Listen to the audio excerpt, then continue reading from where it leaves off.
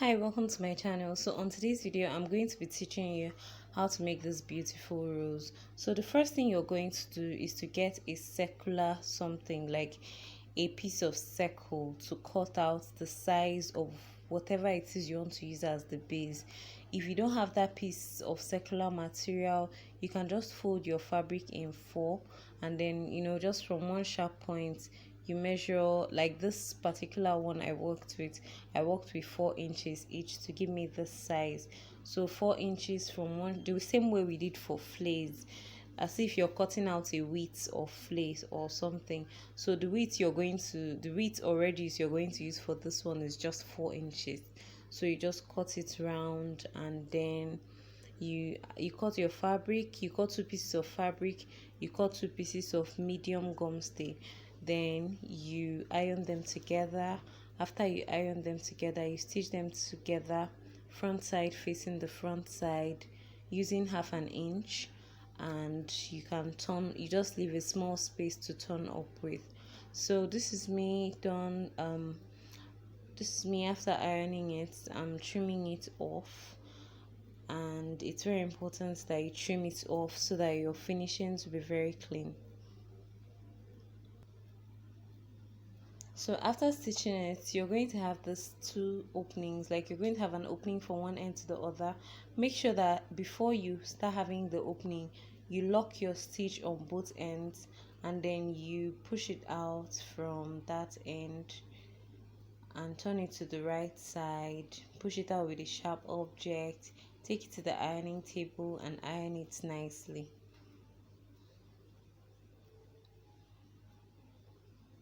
Of course, water is a better conductor of heat than air, and that's why we always recommend that you sprinkle water on your fabric before you iron it. So you're going to tuck in this rough edge. You just tuck it in slightly with your hands. Then with your iron, you can just keep it a lot more permanently fixed. You can equally run a stitch through it if you're not comfortable with what your iron is giving to you. So after we've sewn this round edge, you would find the center of this round piece. This is our base, this round base. Okay, you just find the center piece, and you start going round and round and round like a spiral. So I basically just wanted to find the center before going round. So from that center, I'll start measuring half inch, go round, half an inch.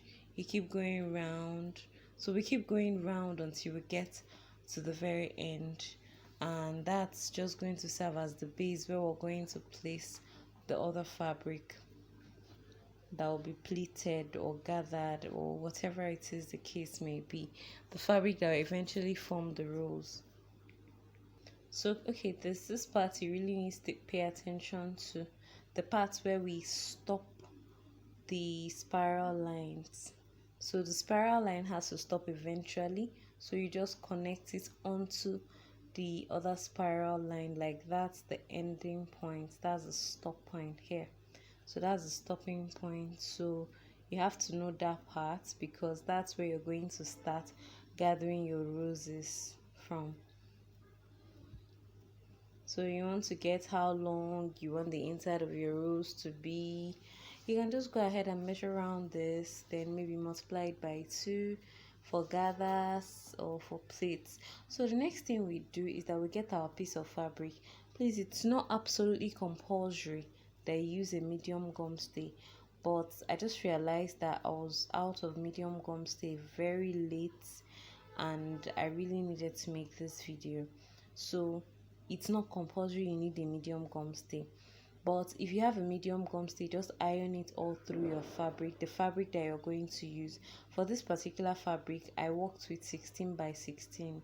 I needed a square to work with, because all sides are practically going to be equal. So when you get your fabric, you iron your medium gum stay entirely through it. This is actually not the right way to do it, but I just wanted to have some kind of medium gum stay. It serves as a support to your main fabric. Okay, so you just iron it to the wrong side, place right side to right side, then you start your spiral from the midpoint.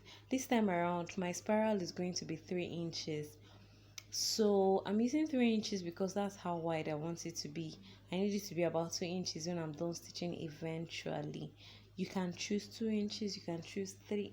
Anything you want to choose is totally up to you. So I start from the spiral to mark my 3 inches. I can just give a curve. I'll continue. I'll keep running through the spiral, and we just have something very beautiful by the end of the day. But just remember, you have to place the fabric right side facing right side. You only mark the spiral on the wrong side of the main fabric. For the base, you mark it on the right side. That's, the knit side now, not the side that has a gum stay. But this one, for this big one, you have to mark it on the part that has a gum stay. Even if you don't have a gum stay, you can actually make a rose without it. The only thing is that it might not really be that solid or have that techie sharp look.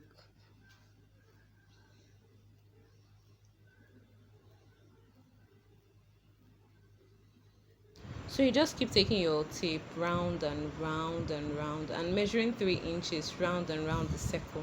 So it all depends on how wide you want your spiral to be. So if you want it to be a little smaller, you can use 2 inches. You can use anything you want. Like, everything all depends on you.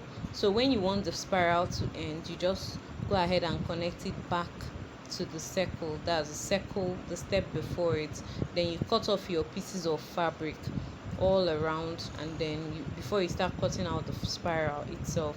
So here I'm cutting out a piece of fabric, I'm not cutting out the spiral. Remember, your gum stay was actually supposed to cover the whole fabric. Okay, so you can start cutting from where the spiral stopped, and then you cut round and round, and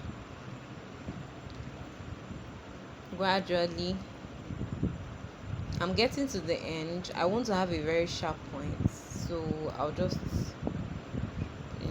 cut in the direction I want. So the next thing to do is that you're going to stitch the base of this spiral. This is a new spiral that we're going to run round the circle to make our base. So I'm going to run a stitch round, and it's going to be a 1/2 inch stitch. So I'm done running the stitches. I'm going to turn it inside out, cut off my excess threads, and then take it to the ironing table and iron.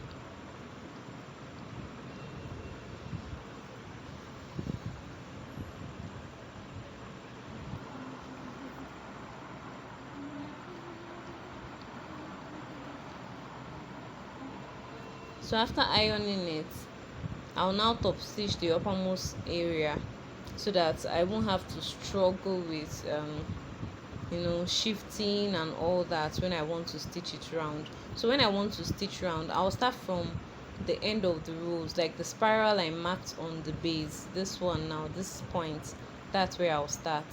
So I'm going to start from that point. I'll start stitching it. I'll just place the edge to it. I'll start stitching it. As I stitch it, I pleat it, and we just keep going round and round and round the spiral until we get to the very end. So if peradventure the flounce you cut to go around the base finishes, you cut another one and stitch it exactly the same way you stitched the first one. There's really no hard and fast rule about it.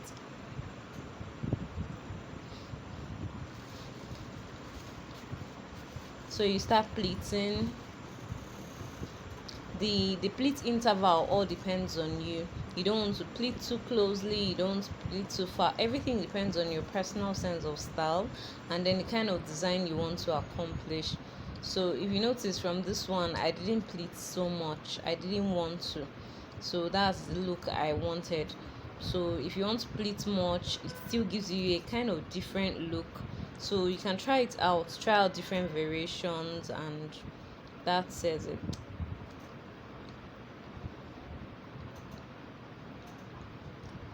So now we are almost done. This is the back and this is the front, and it's looking so neat. So I ran out of the flounce at this point. This is the flounce. This one I just turned with the line, turned with the other fabric, and I'm pleating around the base. That's a flounce. So you put it back on your machine. So you're going to see me raise my hand a lot. Each time I raise my hand, I have to raise my presser foot. So you dip your needle in the fabric. Yes, you dip your needle in the rolls. When you dip your needle in the rolls, you raise your presser foot to allow you to be able to rotate the rolls to the direction you want. So I'm just doing that and pleating, raising the presser foot, raising the presser foot. I do that a lot, especially when you get towards the end. You keep raising the presser foot so that you can turn. You're sewing on a round curve, so you need to raise your presser foot a whole lot.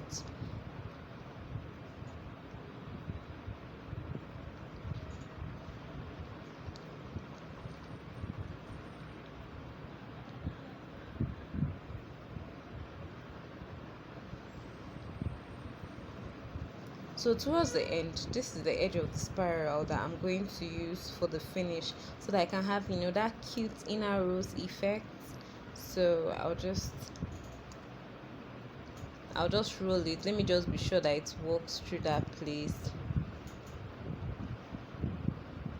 So I'll raise my presser foot to allow me to rotate, because if you don't raise your presser foot, you cannot rotate very well. So I'm gradually coming to the end of this circle. We're gradually coming to the end of the video. So this part now, I'm gradually going to need a hand needle to be able to do the final finish. It gives me a better look than it does when I use a sewing machine. That's why I prefer to use a hand needle.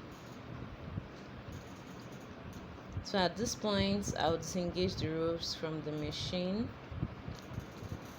I'll bring it out, get a hand needle. I'll run double thread on it so that I can have 4 threads eventually, so that it will be very strong.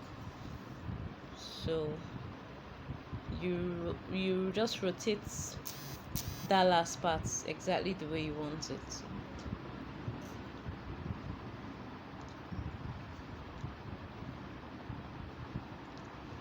So when you rotated it, you push in your finger inside. Then this is the hand needle I'm working with.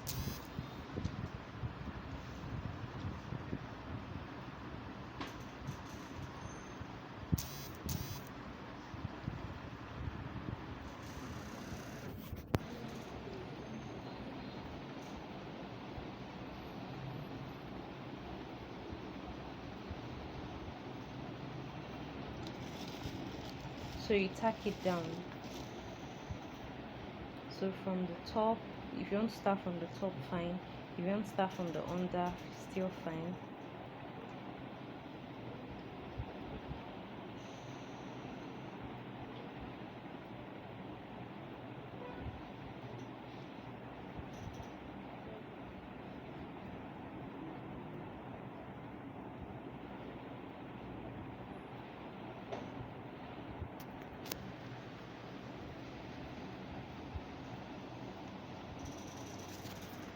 So now we're actually done with the tacking. So if you want to take it back to the sewing machine and press it down and struggle with it and run a stitch on it, it's still fine. So you end up tying it and fastening it to the back, then you lock your stitch.